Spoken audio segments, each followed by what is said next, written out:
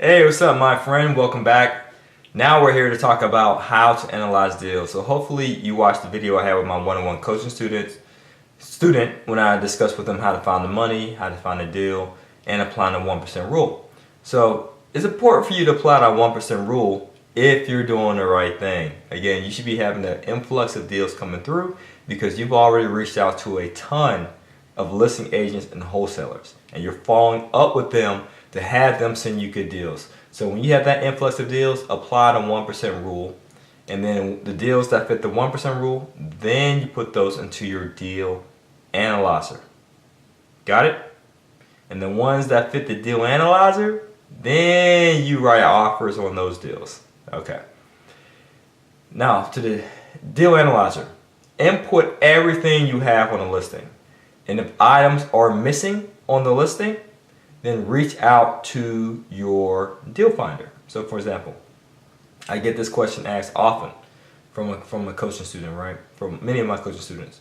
They say, hey, I got the listing, but it doesn't say anything about the water. I don't know if the tenant pays the water or the landlord. What do I do? And I have to say, or they'll say, what do I put here? And I say, how am I supposed to know? I don't know who pays the water for this property. I said, but I bet you can find out who may have the answers or who can get the answer. Who might that be? Oh yeah, the agent. Yeah, so that's all you got to do. Put all the information into the deal finder, and if some information is missing, reach back out to the agent and ask for clarification. Hey, who pays for the water? Oh, it's actually the landlord. Oh, okay, and typically how much is that? Well, I'm not sure. What can you find out? Can you reach out to the seller? Because it's important information. This will help me decide if I should move forward with this property and get this under contract.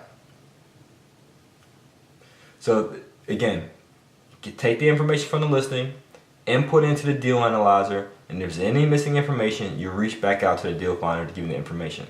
Now, if they don't get back to you with the information, then you don't have to move forward with the deal. If you've done your follow-up, let's say you follow up with the agent or the wholesaler 3 times and 3 different times of the day, 3 different modes of communication. You called the person Monday afternoon, you emailed them Wednesday evening, you also followed up Friday morning, still didn't respond, then on to the next. That agent just might not be professional. That agent may not just be ambitious. Keep it moving. Ain't no point of crying over one deal. Oh, but I really want to do this deal. Hey, if you can't get the information you want, move forward. Just like when I require receiving documents from the seller, if the seller doesn't send it, I'm not going to move forward. I'm not going to spend a dime on this property. I want to make sure it's accurate. This is a model you should live by as a real estate investor.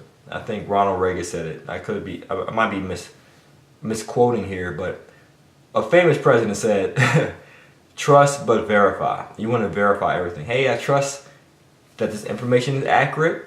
Listing agent, wholesaler, Mr. Seller, whoever you're speaking with. But I have to verify it because as an investor, especially if I'm working with a team of partners, that's my job. I have to verify it to make sure the money that they invest is actually being put in a good deal. Okay, so the least I can do, since they're paying me for my time, that's called an acquisition fee if you're doing a multifamily partnership. Since they're paying me for my time, I have to make sure that the numbers are accurate. And I have to fact check it. So when you're an investor, you're not just wearing the hat of an investor, but also the hat of an investigator. You want to investigate everything. So that's more into the due diligence. We'll get into that shortly in the future videos. But just make sure you complete the deal analyzer accurately. So now if you want some hand holding in regard to how to itemize a deal, and you have a deal, you might feel a bit nervous, say, hey, the videos are great, I'm learning a lot, the resources are great, but I still need that human interaction, that human element. Hey, Juan Pablo, I need you or someone on your team to help me walk me through this. Then check out our one-on-one and the resources, okay? But typically, you should be able to fill this information out on yourself. But if you need, just those training wheels, so to speak, then we're here for you. Just check out the resources, okay? Now, with mortgage calculator, you can always use Google to do the mortgage calculations, and you can calculate other debt service as well using the business credit calculator or credit card minimum payment. So if you're borrowing financing, you want to make sure you have the right calculations. So when you're borrowing money from a mortgage, I use a mortgage calculator. You can just Google mortgage calculator, and we have a mortgage calculator in our resources, by the way. But let's say you want to use Google. They normally have a mortgage calculator on the first page. You put the loan amount. So if you're buying a property for $100,000, but it requires an LTV of 80%, so that means you have a down payment of 20%. So that means the mortgage, the loan amount, in other words, is $80,000. So you put $80,000. And if it's commercial, typically at the time it's recording, it could change. But with my lender, so you want to reach out to your lender to see what the terms are. That's what I told you before. Typically, what are the terms if I got qualified? But I use 5% interest rate amortized over 20 years for commercial, for multifamily. Okay. I use a 80% LTV, 5% interest rate, 20-year amortization. And it calculates the monthly mortgage amount for me. Got it? Cool. You can do the same thing for seller financing.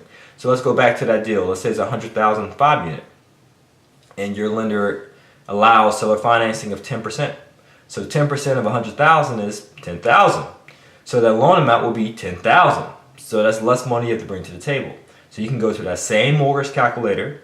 The loan amount will be $10,000. The interest rate, I always negotiate the same as the mortgage, 5%. And I share with you other videos of how I negotiate it. Check the bonuses if you have access to it. Okay. 5% interest rate, amortized over 10 years. And then you can calculate your monthly loan amount for your second mortgage, junior mortgage, seller financing. All those words are interchangeable. Okay.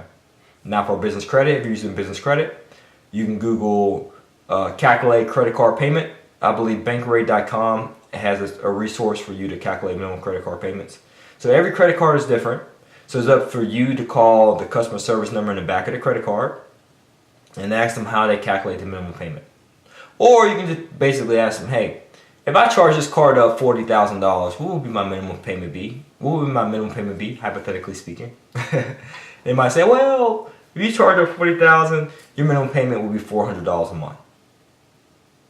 Okay, is that at 0% interest rate? Yep. Okay, great.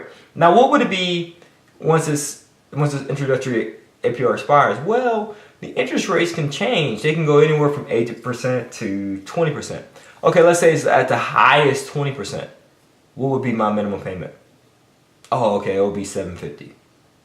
So you want to ascertain both numbers. And the same for hard money. If you're doing hard money and you want to know what your minimum payment will be with the hard money, as well as what your minimum mortgage amount, your debt service amount will be once you refinance into a conventional mortgage. And you want to do this analysis up front. So we haven't closed on the deal yet. We're just doing the analysis of the deal. But you want to know all numbers up front. When you walk in the front door and when you get out, meaning when you are about to write an offer, and you want to consider your exit strategy numbers as well. Okay?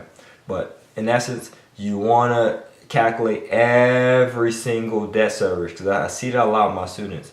They'll say, oh yeah, this property is very profitable. And I say, well, did you factor in your minimum payment for your debt service? What do you mean? Okay, let me ask you this. How are you coming up with a down payment? Oh, I'm using my HELOC. Okay, what's your minimum payment on your HELOC once you pull out $20,000? I don't know. I didn't think about that. Okay, you got to reach out to your mortgage lender and ask them. If you pull out $20,000 in your HELOC, what will your minimum payment be? Okay, how else are you financing? Oh, I'm financing through my retirement account. Well, you got to pay that back. You know that, right? So what will be your minimum payment on your retirement account? You got to factor that into the cash flow, because you got to make sure the cash flow is revenue minus expenses, taxes, insurance, property management, reserves for maintenance, for vacancies, debt service for your retirement account if you're using your savings, and like I mentioned, pay you back with interest. It's retirement account, savings. It also may include business credit, seller financing. I'm using a private lender. My cousin's lending me $10,000 and he just wants interest-only payments. You got to factor in all that debt service. Then with leftovers cash flow, $100 per door. So I want you to make sure you don't leave any debt service or expense out, because if you leave one thing out, that can mess up the deal. Especially if you're working with partners. And that's what I have to say. When you're working with partners, you owe that to them. Oh, excuse me.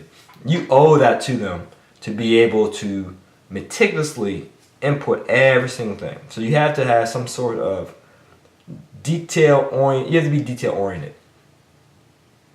Okay, and you say, "Oh, I'm not detail oriented. I don't like the numbers."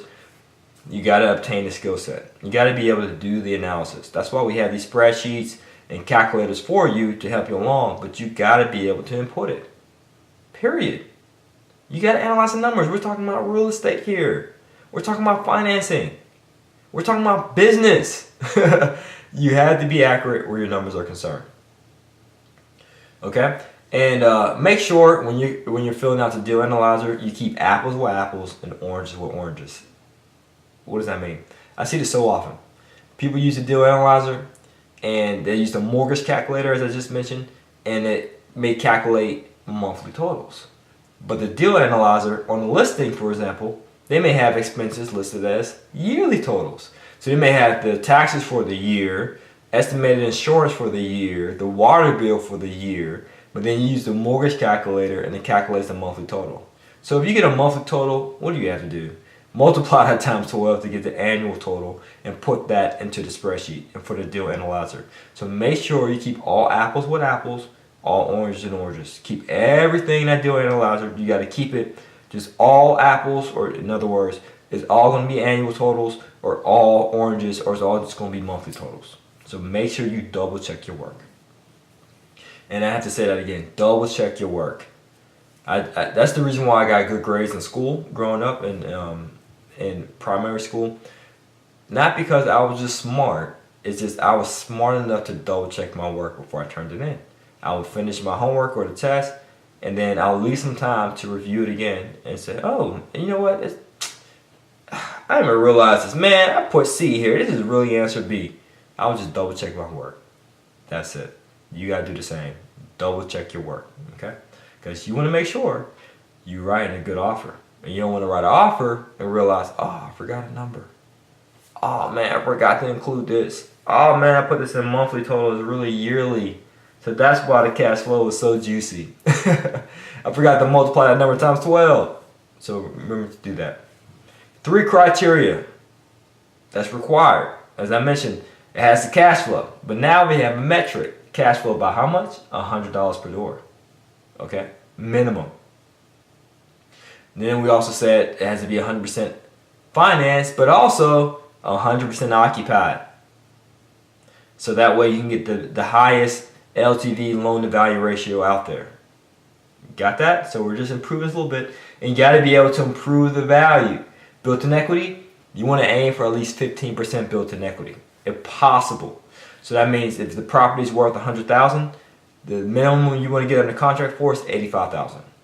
So you have 15% built-in equity, and you want to force the appreciation so that while your tenants are paying down your debt, they're also giving you money, and you're also increasing the rents. So you're improving the NOI, decreasing the expenses. So you're doing that, and you're forcing appreciation, and you're buying in a positive appreciation market. I would say 2% or higher in those markets. So now I'm giving you a little bit more metrics to aim for.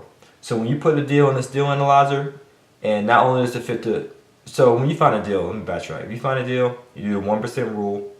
You take those deals left over, put in a deal analyzer. If they meet those 3 criteria, at least $100 per door, 100% occupied and finance, and again, if you're using your savings, just making a loan so that the entity pays you back a loan, and also being able to improve the value. Built-in equity, forced appreciation, and natural market appreciation. Once it satisfies those criteria, assuming you have all complete information and the deal meets this criteria, what should you do? Write an offer. That's called an LOI. Okay, that's the letter of intent to buy.